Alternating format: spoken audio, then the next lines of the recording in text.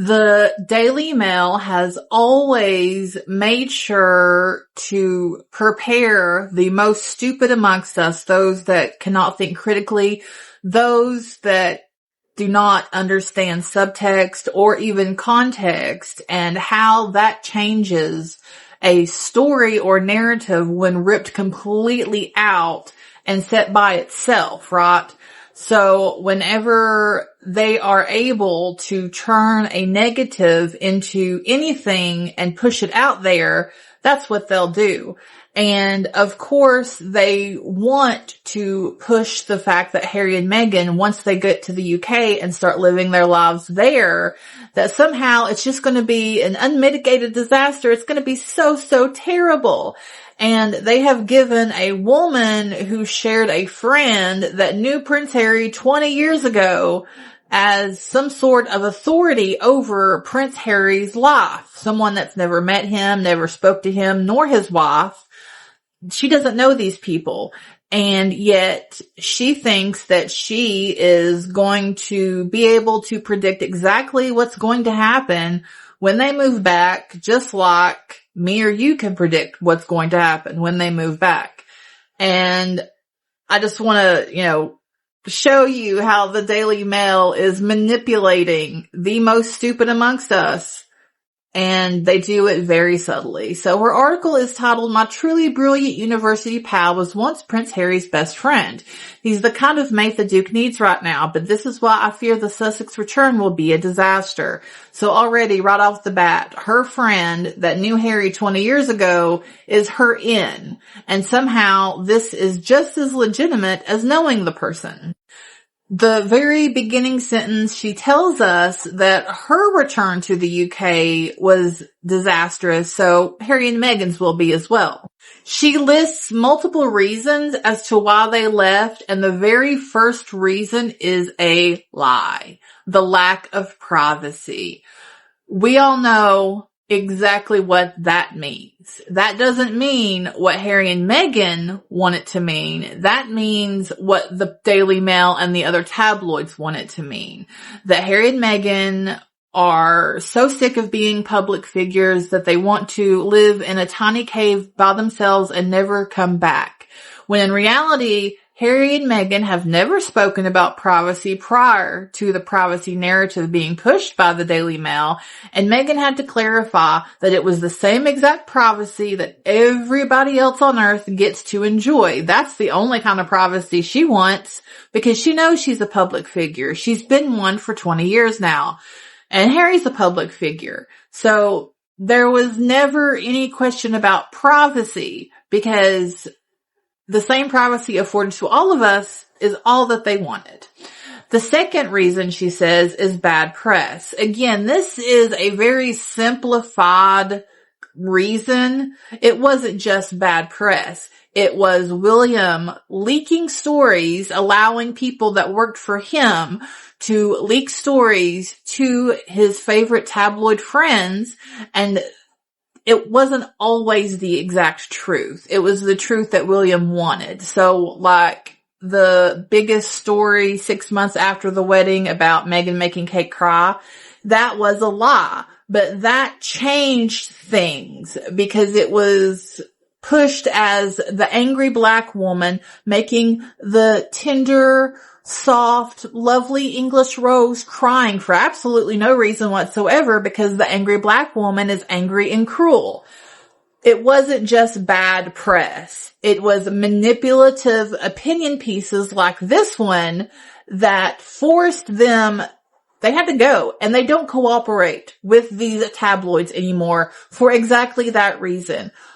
Lying, ripping out context, twisting a story, pretending to be obtuse about actual things that happen, and then just throwing in some lies for the fun of it. That was the bad press. And then another one, the reason that she lists, is tensions with the royal family. It wasn't the royal family really, it was William. They had tensions with William and Kate. That was a huge issue because William, in the hierarchy that he's raised his entire life, could not break out of it and did not want Harry and Meghan to be his equals. He wanted them to be subservient. And that's not really something that's something you have to work to control. And while publicly they nailed that subservience because that was, that's just what they had to do. But privately, William continued to want that subservience. And if this is interesting at all, I will do a part 2. Let me know. Squatties, hold on a minute. Because I came across this Daily Mail headline, and honestly, what are we doing here? Harry and Meghan have arrived in the UK. They're here. They've got their children with them. They're trying to get on with their lives. And somehow, the Daily Mail has already decided this is going to be a disaster. Excuse me? The suitcases have barely hit the floor. How have we already reached the final episode? That's what makes this whole thing so strange. You'd think a reasonable approach would be, let's see how it goes. Give them a little time. Let them settle down. Let them work out their routine. Let the kids get comfortable. Let Harry spend time with family. Let Meghan figure out what she wants to do. But nope, apparently we don't have time for any of that. We've skipped straight to, I fear the Sussex return will be a disaster. Based on what? Because unless somebody has installed a crystal ball inside the Daily Mail newsroom, I don't know how you can possibly know that. And this is where it gets ridiculous. Imagine somebody moves into your neighborhood on Monday. By Tuesday, the neighbor is standing at the gate saying, I give them 6 months, absolute disaster. Mate, you haven't even learned their names. That's basically what we're seeing here. Harry and Meghan have made a decision about their family and their lives. They may spend more time in Britain. They may travel back and forth. They may stay longer than expected. They may decide California still suits them better. That's life. People make adjustments. Families move. People try something and see how it works. There's nothing bizarre about that. But the media seems desperate to predict failure before the Sussexes have even had a chance to settle. And honestly, I have to ask, is this journalism or is this wishful thinking? Because there's a difference. If you're genuinely analyzing the situation, you say, there are challenges, there are uncertainties, let's see what happens. Fair enough. But announcing that the whole thing is going to be a disaster before they've even properly started, that's not exactly giving neutral observer.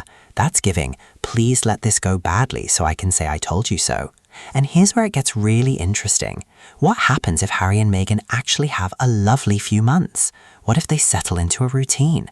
What if Archie and Lilibet enjoy being closer to family? What if Harry gets meaningful time with his father? What if Meghan finds opportunities she enjoys? What if the family simply gets on with life? What happens to the disaster headlines then? Do we get another article saying, breaking, Sussex is surprisingly not having a disaster? Because that's the problem with making dramatic predictions this early. Reality has a funny habit of ruining them, and regular people know this. You don't move house and have your entire future mapped out on day one. You don't start a new job knowing exactly how the next 5 years will go. You don't move to a new city and immediately know whether you're going to love it. You give it a chance. You see what works. You make adjustments. And that's all Harry and Meghan are doing.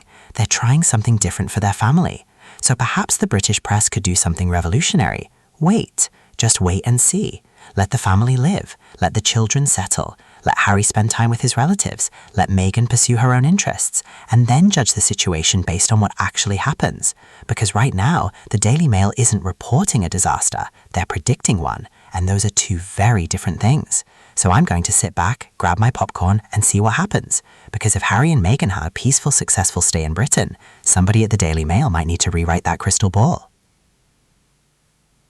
Now this is where I really had to pause and say, wait a minute, because the writer is basically looking at her own experience of returning to Britain after living in America and using that as a warning about what could happen to Harry and Meghan. And listen, I'm not taking anything away from her experience. If she went through a difficult transition, friendships changed, things didn't feel the same, and coming home wasn't what she expected, fair enough, that's her reality. But Harry and Meghan are not photocopies of this woman's life. They're two completely different people, living a completely different situation with completely different reasons for being in Britain. That's the bit that gets me. Harry isn't coming back because he woke up one morning and thought, you know what, I really miss my old university mates. That's not the story. This man has family here. His father is here. His children have family connections here. He has personal reasons for spending time in Britain. And Meghan has her own reasons, her own work, her own interests, and her own decisions to make. So why are we taking one person's experience and basically saying, yep, that's what's waiting for the Sussexes? How? That's a huge assumption. It's like your cousin moves to Manchester, has a terrible experience with the landlord, and then tells everybody, "Don't move to Manchester, I have spoken." No, you have spoken about your landlord. Maybe the rest of us will be fine. That's the difference. Your personal experience can absolutely give you perspective. It can make you cautious. It can make you say, look, these are some challenges you might want to consider. That's reasonable. But there's a massive jump between sharing your experience and predicting somebody else's entire future. And Harry and Meghan aren't exactly walking into Britain blindly. They know what they're doing. They know the country. They know the attention that comes with Harry's name. They've experienced the British media for years. They've lived abroad. They've built a life in California. They have children now. Their priorities are completely different from what they were years ago. So they're going to make decisions based on their own family. And maybe, just maybe, they know what works for them better than a newspaper columnist does. That's another thing regular people understand. When you make a major life decision, everybody suddenly becomes an expert. You move house? Are you sure? Change jobs? I don't think that's wise. Move to another country? Oh, my friend's cousin did that once. Disaster. Everybody has a story. Everybody has an opinion. But at the end of the day, you have to live your life, and Harry and Meghan are the ones who have to live theirs. If they discover Britain isn't working for them, they'll deal with it. If they love being there, they'll stay. If they want to split their time between Britain and America, they can do that too. They're not signing a lifetime contract with one postcode. And that's why I think this whole "I did it, therefore they'll fail" argument is shaky. The writer may have genuine concerns, fine, but let's not confuse somebody's personal history with a prediction of the Sussexes' destiny. Because here's the thing, one bad samosa doesn't make the entire samosa shop dangerous. Let Harry and Meghan have their own experience. Let them figure it out for themselves. And if the Daily Mail wants to tell us how this story ends, maybe they could wait until the story actually happens first. Squaddies, here's where things get a little funny, because I keep hearing the same story. Harry and Meghan are irrelevant. Nobody cares. The British public has supposedly moved on. Their return is supposedly some terrible decision that's going to end badly.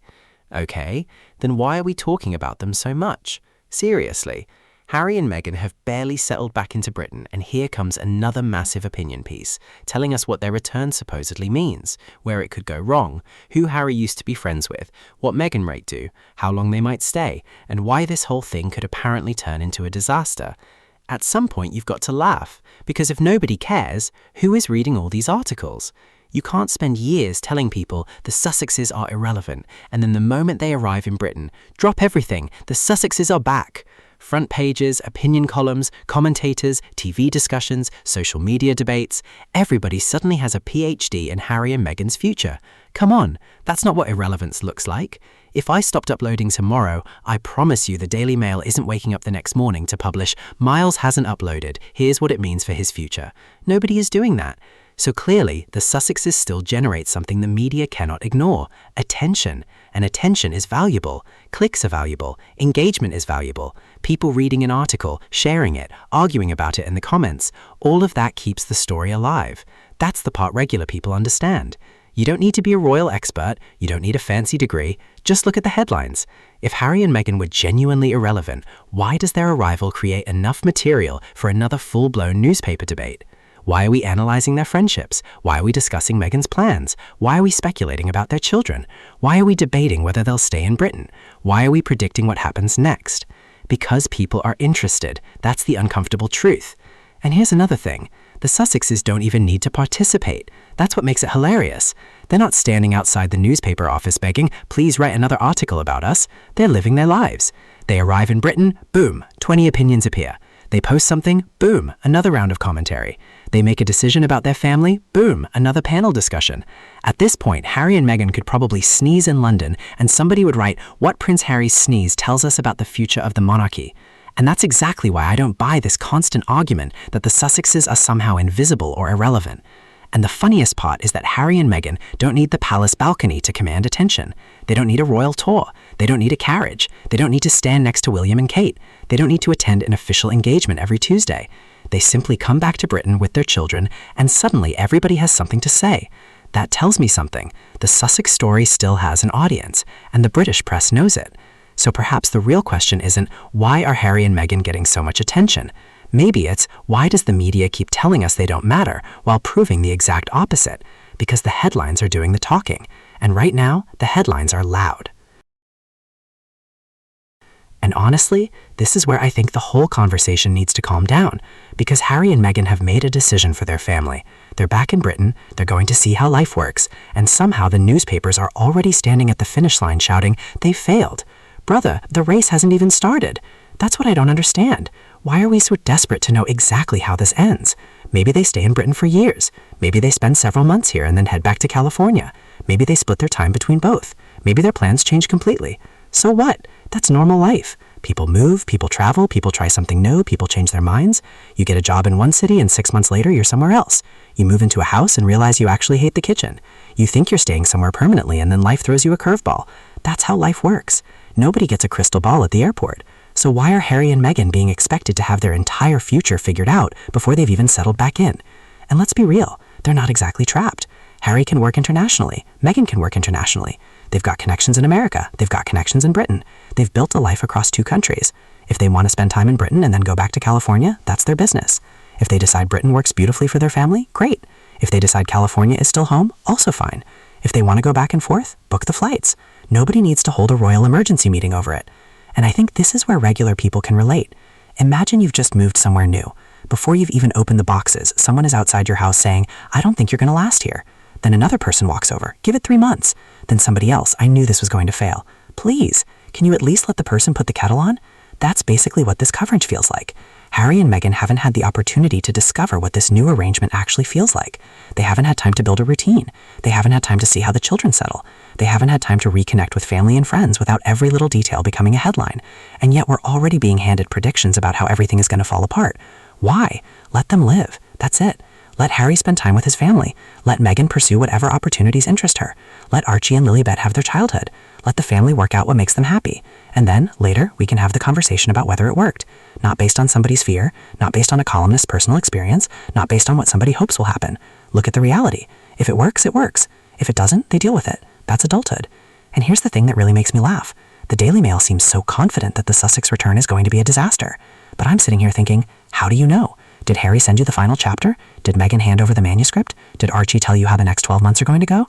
Because unless somebody has a direct line to the future, we don't know. And that's why I say let's put the predictions down for a minute. Let this family breathe.